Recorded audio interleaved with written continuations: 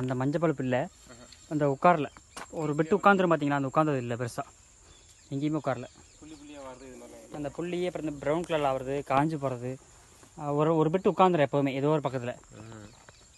ஒன்று நோய் தாக்கத்தில் இருக்கும், இல்லைனா அந்த வேர் அழுகல், வேர் புழு இருக்கும். அந்த மாதிரி எதுவும் ப்ராப்ளம் இல்லை.